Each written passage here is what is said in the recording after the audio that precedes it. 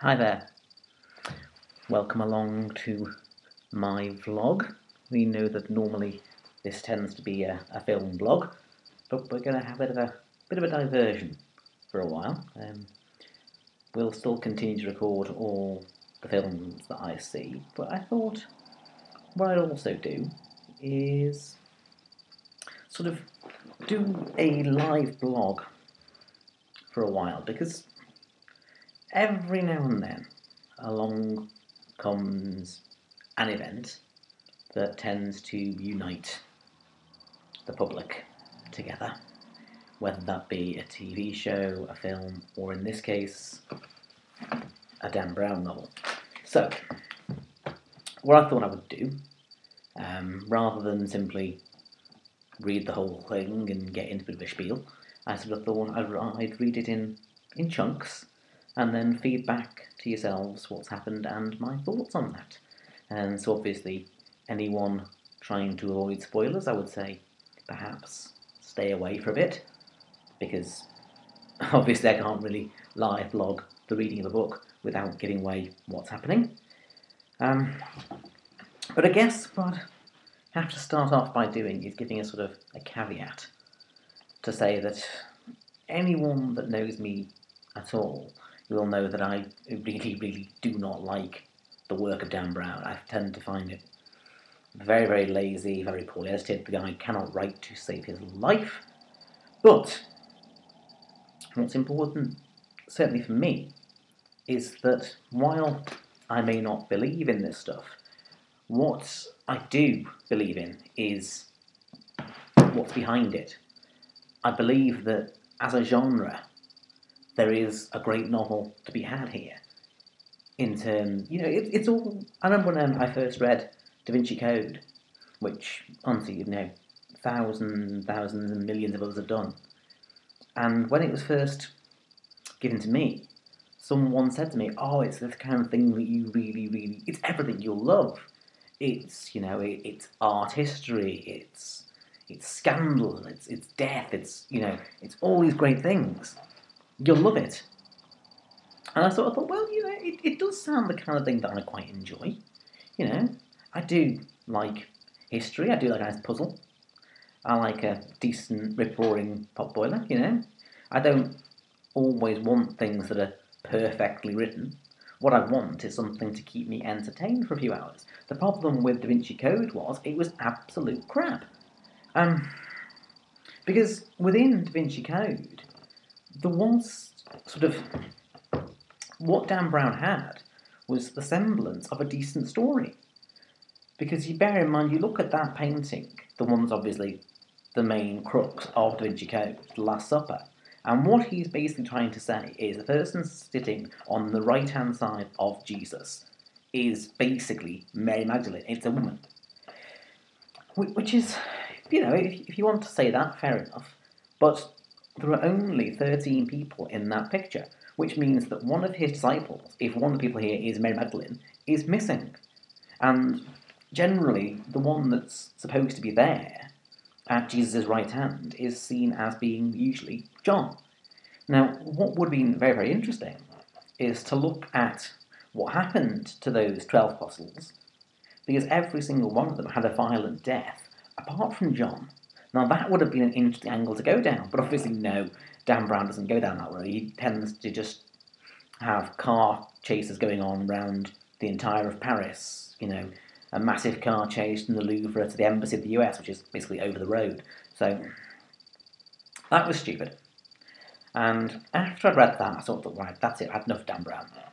And people said to me, well, you really should read Angels and Demons, because that was his first book. And it was, supposedly by all accounts, it's the better novel. And I sort of thought, well, okay, maybe, because like I say, I do believe that this premise has got legs to it. So I sort of said, okay, fine, I'll have a read of Angels and Demons. Oh my god, that was even worse. It really was one of the worst things I've ever read in my entire life. I mean, for those that haven't read it, please depart now, because I'm going to do some spoilers, because quite frankly there is no reason why anyone would not spoil that book, because it is absolutely appalling. At one point you have our hero, Robert Langdon. He's in a helicopter, he has to escape to try and stop the annunciation of a new pope, who's apparently quite evil, and he started going around branding cardinals. But unfortunately, in the helicopter he's in, there are no parachutes. What does he do? Oh, he finds there's a tarpaulin. I kid you not, Dan Brown has this, our hero, Robert Langdon, leaping out of a helicopter, hanging onto a tarpaulin, and not only does he land safely, he lands in the river, which is one of the most polluted rivers in the entire continent, and he simply, not only he lands from a great height on that river using only a tarpaulin parachute, in which case you would probably have hit that water by a concrete slab, but no, not only is Langdon absolutely fine, he gets out of this infested, filthy river and just simply jogs straight on to depose the nasty old Pope imposter. It's a stupid novel. Another point, it had one of the cardinals who was being killed. He is killed, I kid you not, by being chained and thrown into the Trevi Fountain. That fountain is about half a foot deep. That cardinal would literally have had to just simply roll over and he would have survived. It's absolutely ridiculous. And so, Angels and Demons, terrible book. And even worse than that, his geography is all off. And this is what, for me, is always the big bugbear for me with Dan Brown novels. I'm sure it's here somewhere. Let's have a look.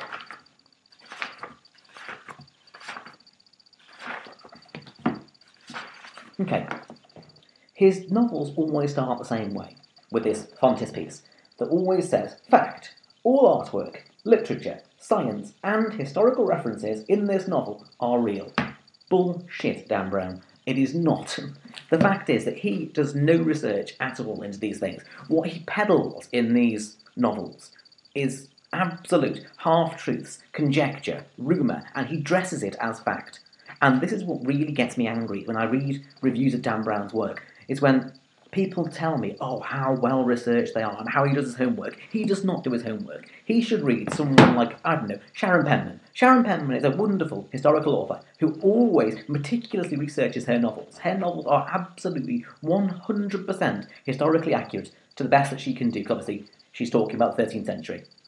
And she leaves in her author's notes any time that she has said something that is not true or has embellished for her own personal reasons, she will put that in her author's note. Dan Brown does none of that. He literally just takes conjecture, half-truths, and just flings into the book and goes, there you go, that's truth. So, Dan Brown, not a fan. This premise, bit of a fan of. So, a few years ago, obviously, Dan Brown's third novel, starring Robert Langdon, the wonderful Adonis that he is, The Lost Symbol, came out. And I sort of thought, I've been burned, I've read Da Vinci Code, I've read Angels and Demons. Realistically, I'm not going to get involved with that. And then I found myself one night on a late night train home from God knows where, I think it was from London, and I was in King's Cross Station, heading back north, 4-hour journey ahead of me, and I had no book. Tragedy. Train was on its way in, had to go and find something, dashed into a local branch of W.A. Smith, and I bought the first thing I could see that looked even vaguely interesting, which was Dan Brown's Lost Symbol. And I thought, he's so far been to Paris and he's been to Rome, and he's basically destroyed geography at both the places. You would think, from reading those books, he'd never been to either of those cities, because his geography is so insanely off. Whether it's intentional or not, I don't know, but even at the Angels and Demons, he actually draws a map of Rome and says, here you go, this is what Rome looks like, I am going to say everything here is absolutely accurate. Even his map isn't right. So, but I sort of thought, the Lost Symbol, that's set in America. It's all to do with the Masons. So logically, surely Dan Brown will be able to do this right. And I would say of the three, it's his strongest novel. That's not really saying an awful lot, because the other two were so mind-numbingly tediously awful. At least with this, it's set somewhere that clearly he knows what he's talking about. And at least, it may be all absolute crap for all I know, but at least it seems to be better researched than his first two.